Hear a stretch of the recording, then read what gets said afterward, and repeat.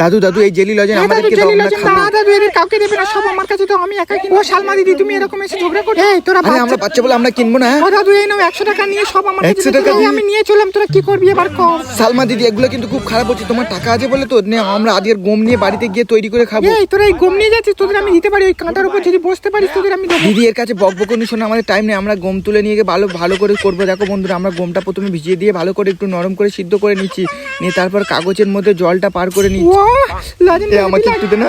না সাবধান, তোকে দেবো না। দেখো বন্ধুরা, এইবার পানি ঝরে গিয়ে একটু কোলা বেরিয়ে গেছে, আর কোলা করলে ভালো হবে। আর এদিকে আমি আলু চাল ধুয়ে নিচ্ছি, নিয়ে একটু গরম করে নেবো, আর তার সাথে এই কোলাওয়ালা ধান গমটা ভালো করে মিক্সড করে একটু পানিতে ধুয়ে নেবো, যাতে ময়লাটা উঠে যাবে। এইবার মিক্সচার মেশিনে দিয়ে ভালো করে রস বার করে নিয়ে এবার আলু চালও সব এক জায়গায় করে দেবো, দিয়ে ভালো করে মেখিয়ে নিচ্ছি। নিয়ে এবার দেখো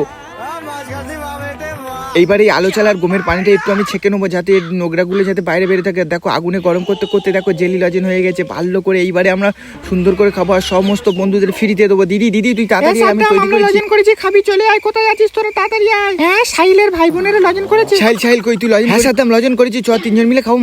সাইল আমাকে একটু দে না, এই কাঁটাই বসো, তবে তোমাকে আমরা লজেন দেবো। কি কাঁটাই বসলে দিবি? ঠিক আছে কাঁটাই তো আমি বসছি, দেখি। ও বাবা গো।